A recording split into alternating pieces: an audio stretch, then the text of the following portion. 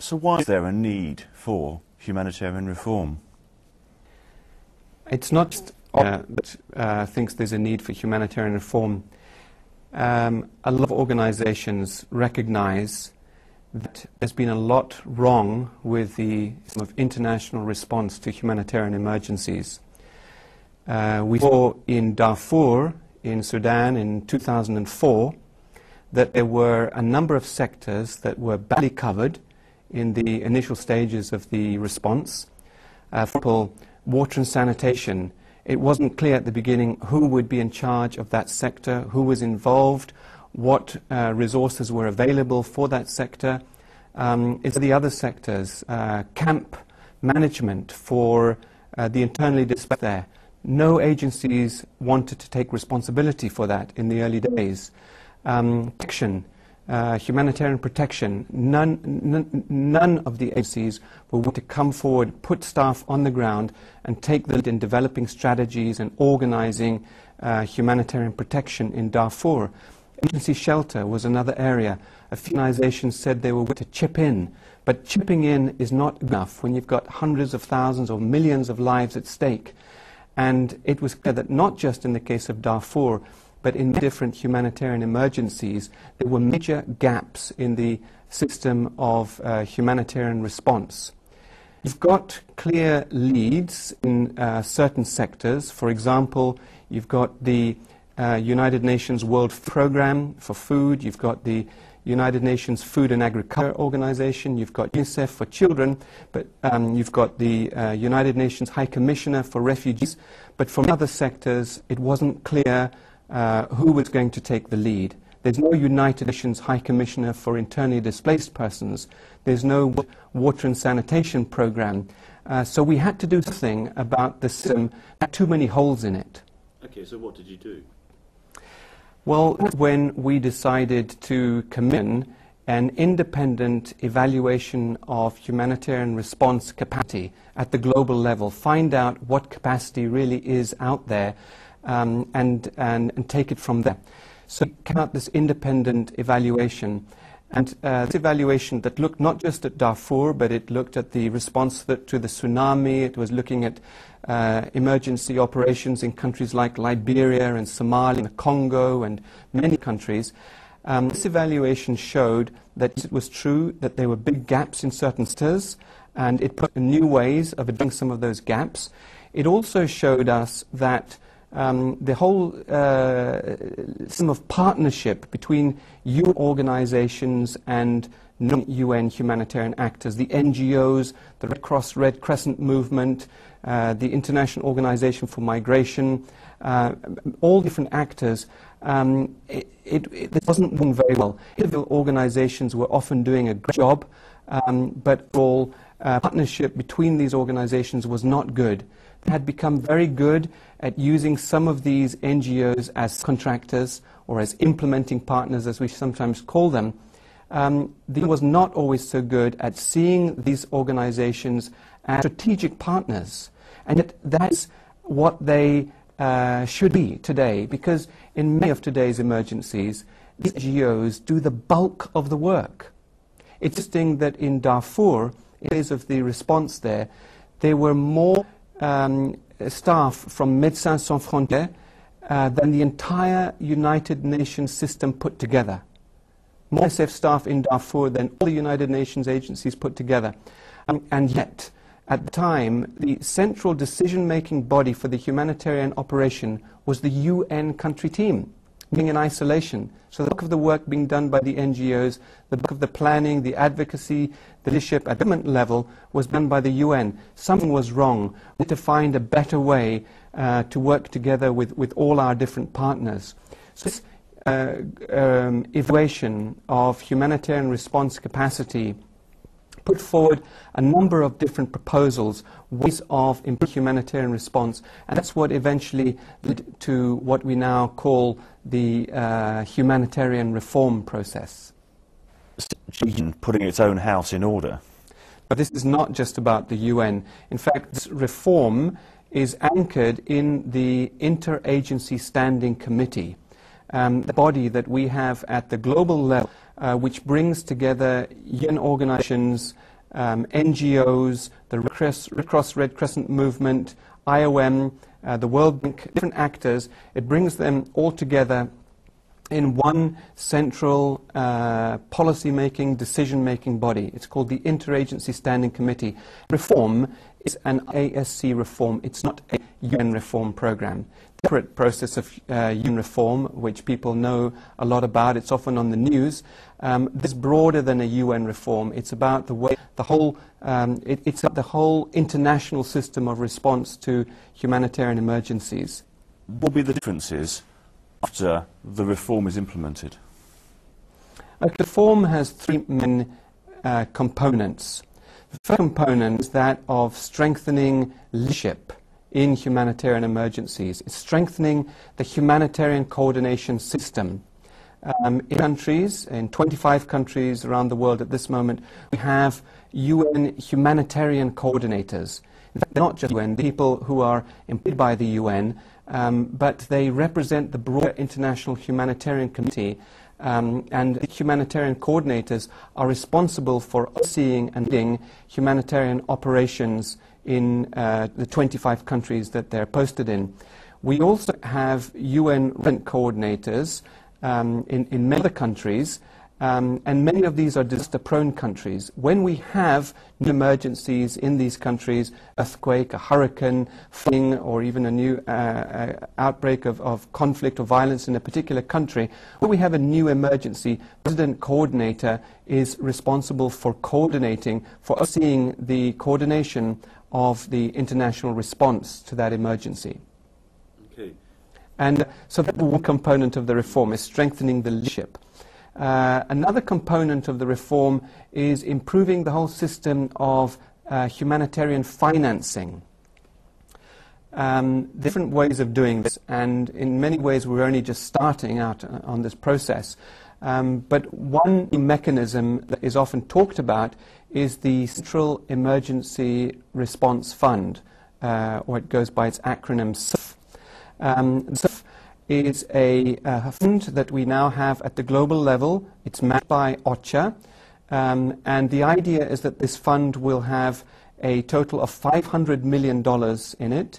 This money can be used for two purposes. First, for responding to emergencies. So we now have a pot of money that's available to be used in the first hours or days of an emergency. In the past, it often took us a long time to mobilize the necessary resources in new emergencies. Now we have a pot of money which can be called upon and used right at the beginning of a new emergency. That money can also be used to fund operations in some of the more neglected emergencies.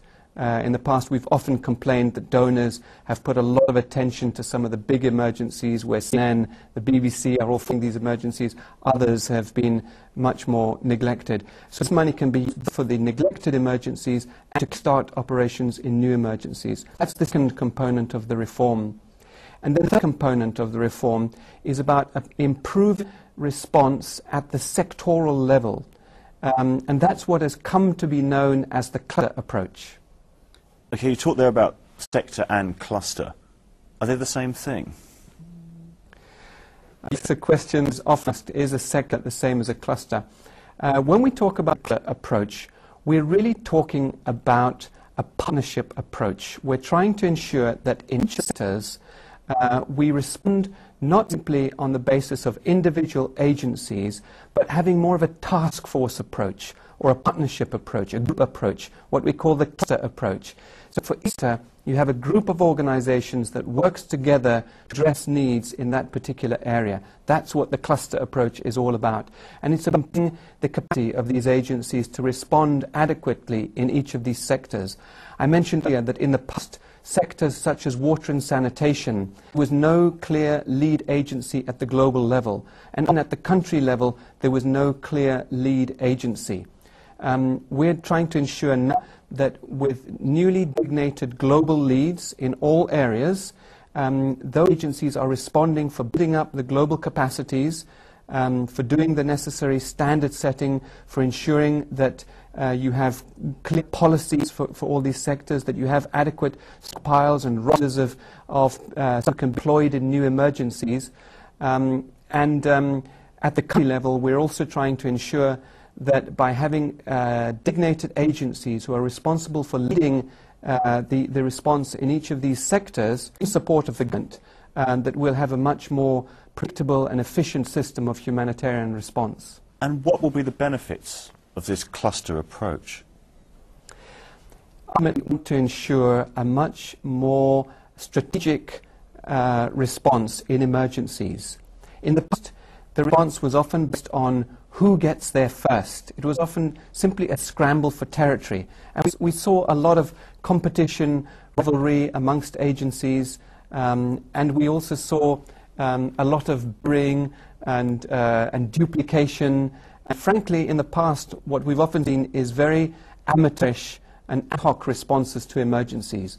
We want to ensure that in the future we will have a much more predictable system, better accountability. You know who to turn to in each sector. You know who to call on when there's a gap that is not being addressed. The emergency relief coordinator at the global level knows who to call on if there are particular problems in a particular sector. Governments know who to turn to, who's going to be their main counterpart in a particular sector.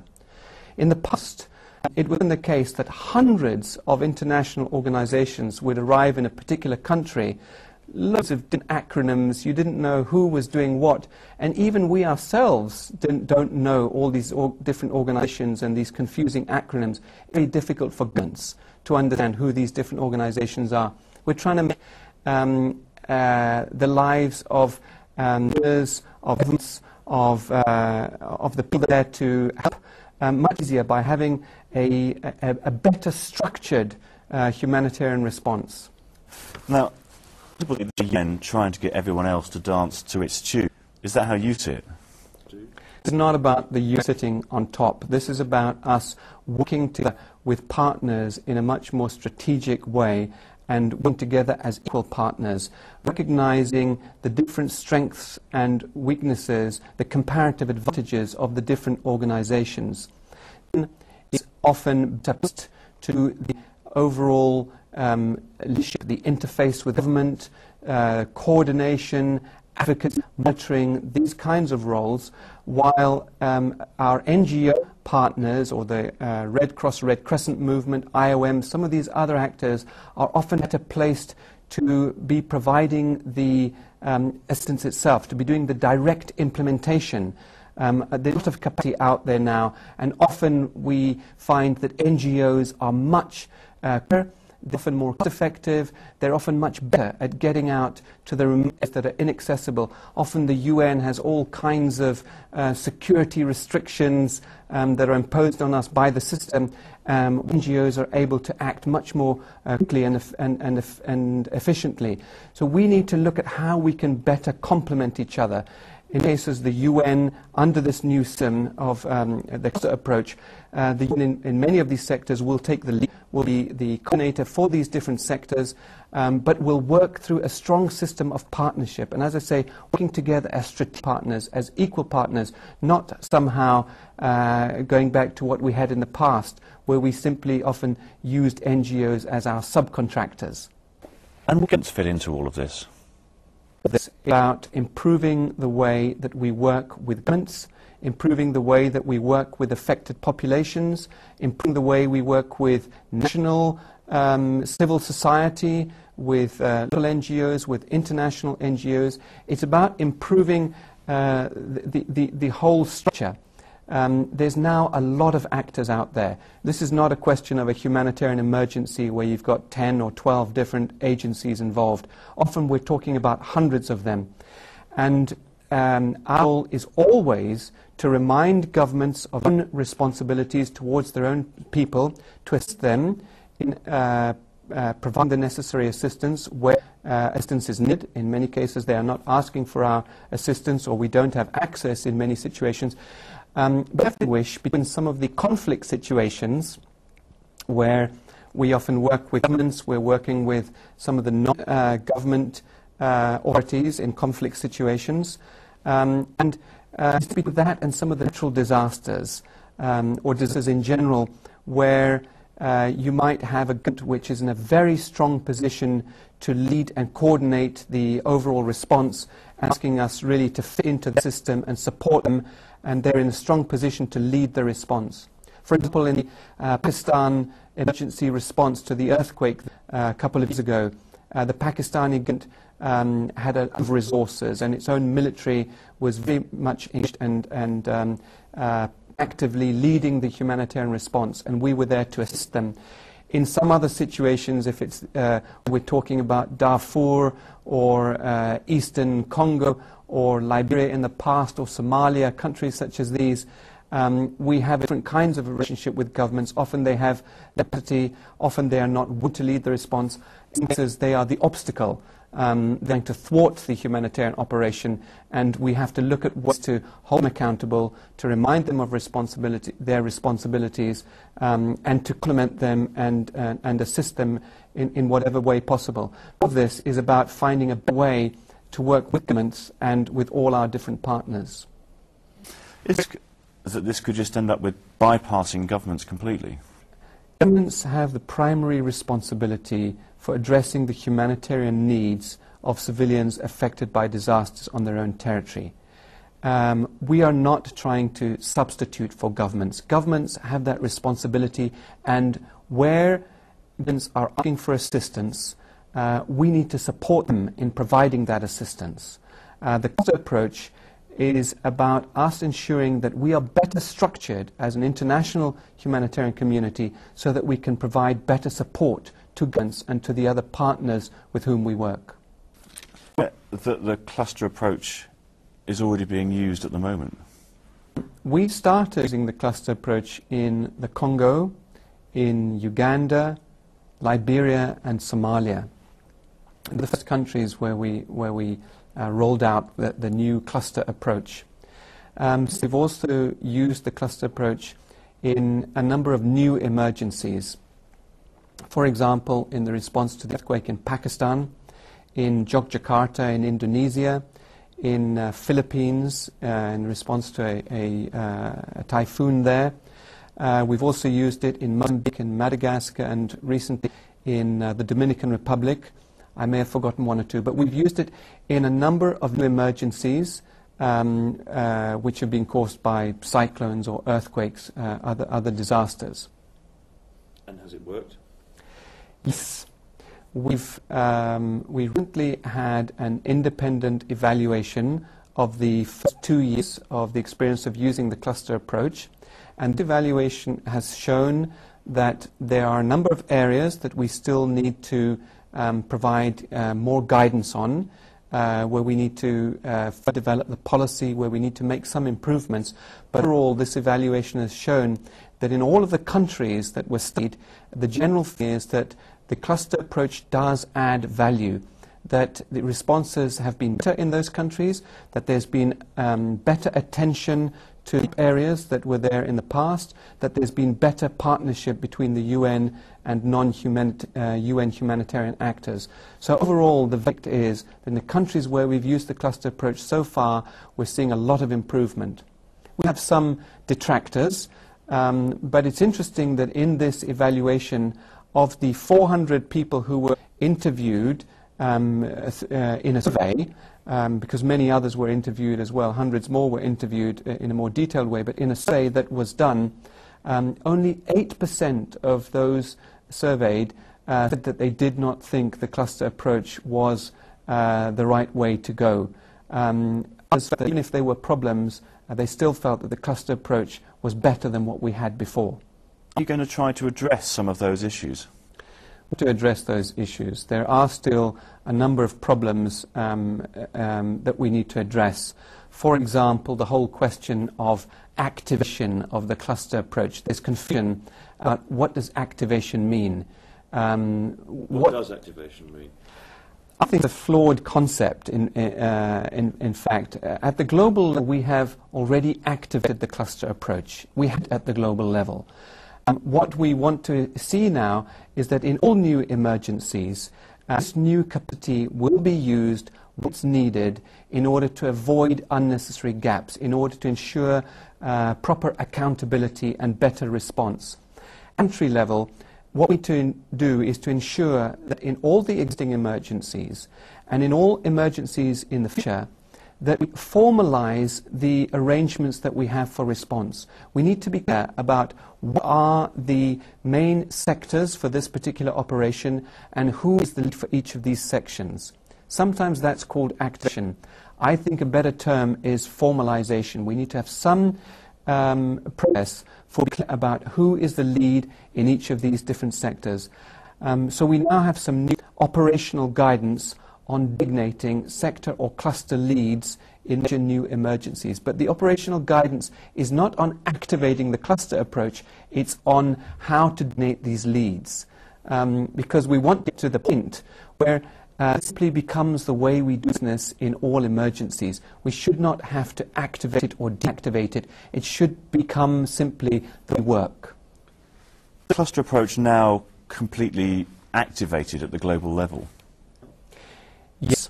For a number of sectors, we now have coordinated new lead agencies. For example, for water and sanitation, UNICEF is now the global lead.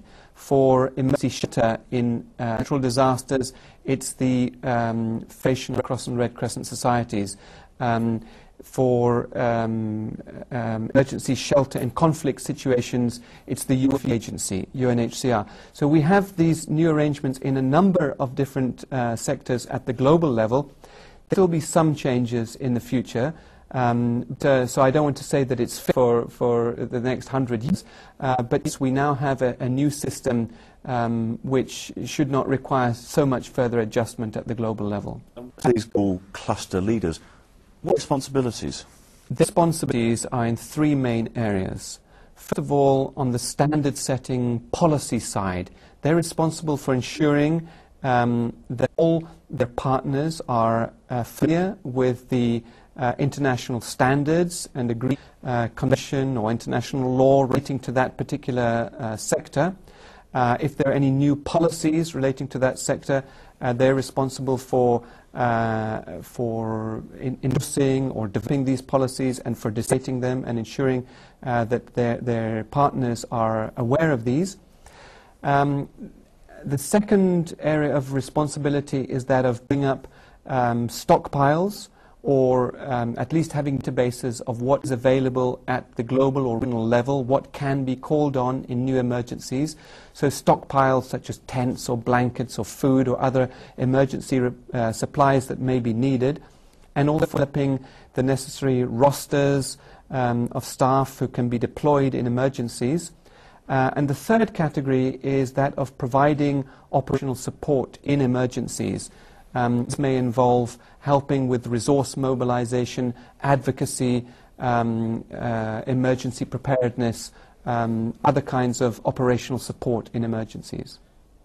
This could become rules and policies and bits of paper rather than any practical change.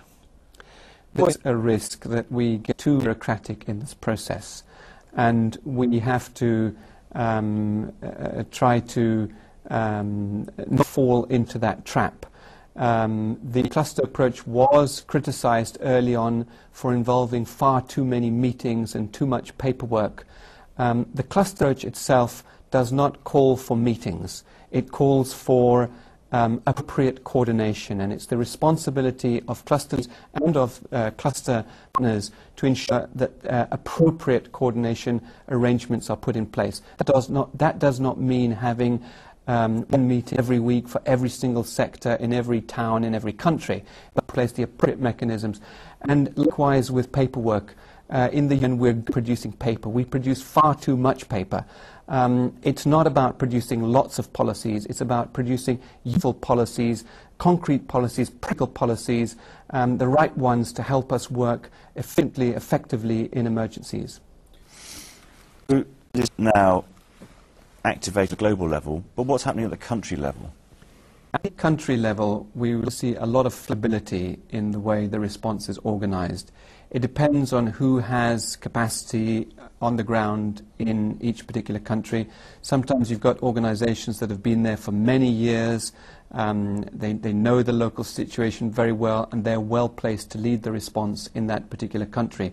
So it's not always essential that you replicate the arrangements that you have at the global level at the country level. Who's going to be the country cluster head? The humanitarian country team, that's the different humanitarian actors, will work out themselves who believe are best placed to each of the sectors. They'll work out which sectors are appropriate for that particular response, and they'll just ensure that there are no objections to that from the global cluster leads, because we have to ensure that in all situations the global cluster leads are satisfied with the arrangements that are in place at country level, so that they can provide the necessary support and so that they can continue supporting those arrangements as appropriate at the country level. What does provider of last resort actually mean on the ground? Practically, on the ground, provider of last resort means that where funds are available and there's no access or security restrictions that are preventing you from doing a particular project, that everyone agrees that there's a priority need which is not being met, the cluster lead is responsible for stepping up to the plate and addressing that need. In the past, we had situations where donors will fund particular activities, but agencies still say, so we have other priorities, it's not our mandate, we're not going to do it. Now we have a system where we know who is the cluster lead and we know that they are accountable for acting as the provider of last resort. So an outbreak of cholera in a particular town or district, it's no good for an agency to simply say, sorry, we're in all these other districts, or we've got other priorities in other sectors. No, the agency that is responsible for being lead in that particular sector, in this it would be the health sector, in that country, they are responsible for ensuring an appropriate response in that particular area. And if this means putting their own people on the ground and sending in their own medical supplies, then they need to do that. Of course, it's always subject to the availability of funding, access and security. No one is asking the cluster leads to do the impossible. Sure. What are their obligations?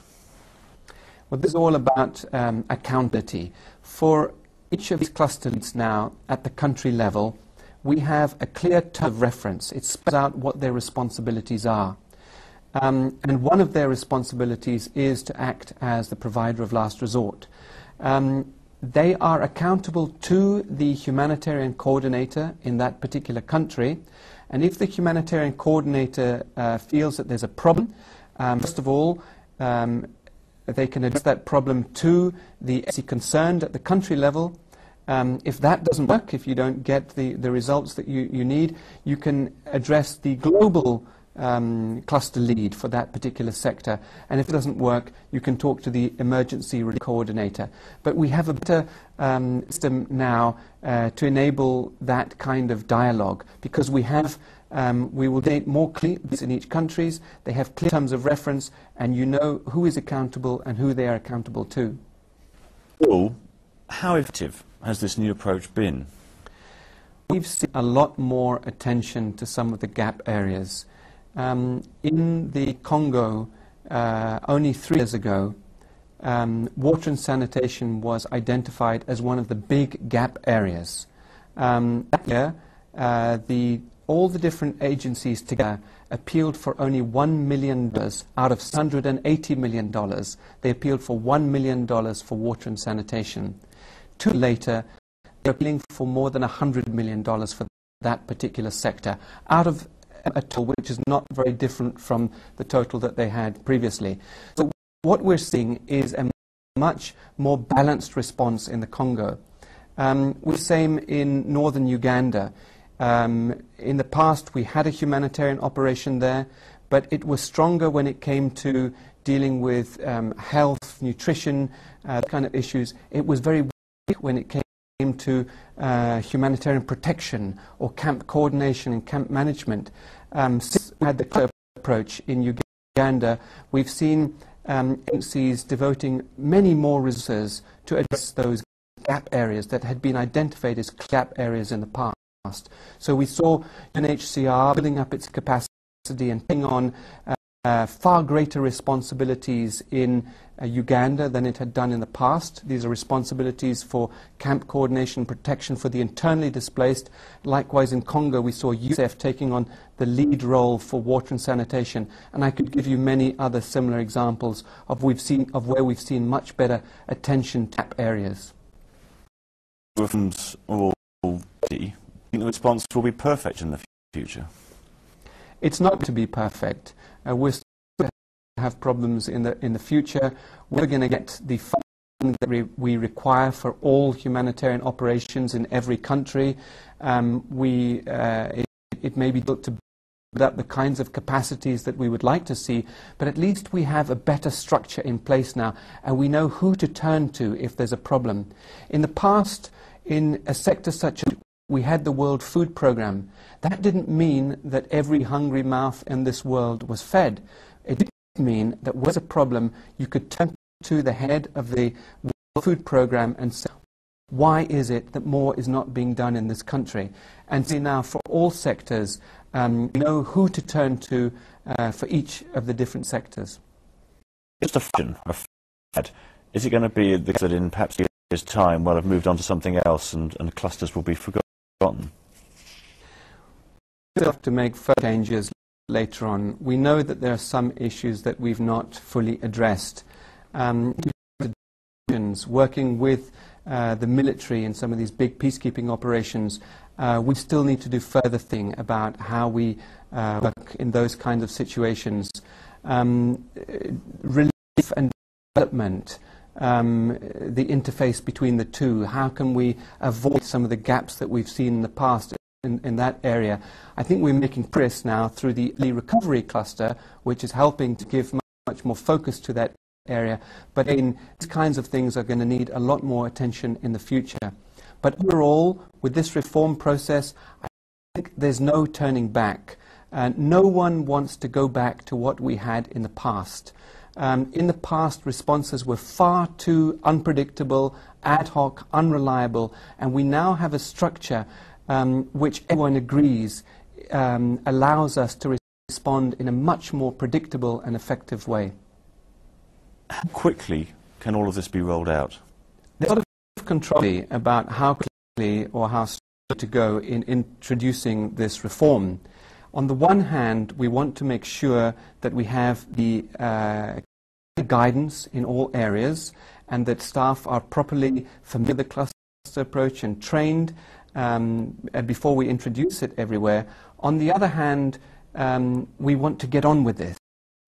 We're just because there's been a problem, we want to ensure that humanitarian responses are more effective, and we cannot wait for the next 10 years to start doing this. So we're trying to do it quickly. We hope that very soon we will have the majority of countries with humanitarian coordinators using the cluster approach, and soon we hope that all countries with humanitarian coordinators will be using the cluster approach.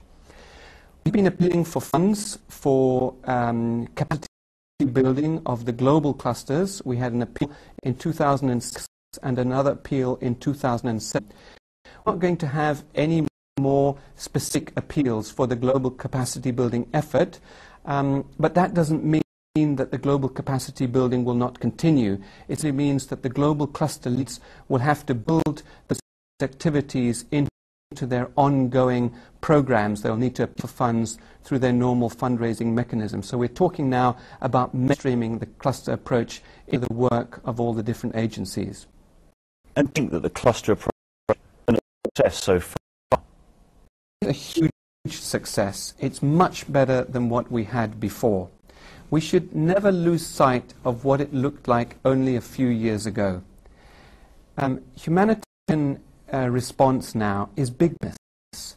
It's $13 billion annually that we spend on humanitarian assistance.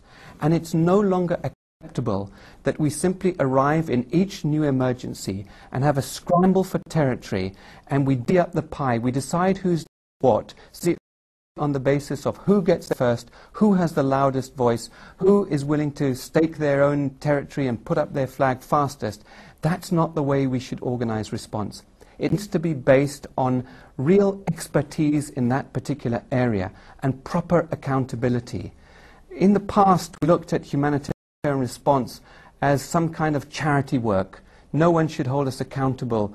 We're somehow beyond scrutiny because we're people helping people because we want to be kind. We're doing this with motives and risking our lives doing things we don't need to do. We can no longer continue to justify inefficient responses on the basis of good intentions.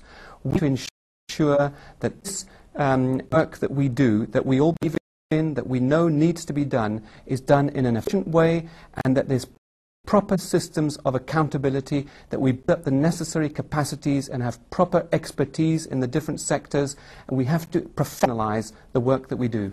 This reform program is about improving humanitarian response. It's about helping people and doing it more effectively. It's not about coordination for coordination's sake. It's not about ourselves. It's not about these so-called global cluster leads or the country cluster leads. It's about working together to help people to prevent unnecessary loss of life and to be effective in the way we do our work.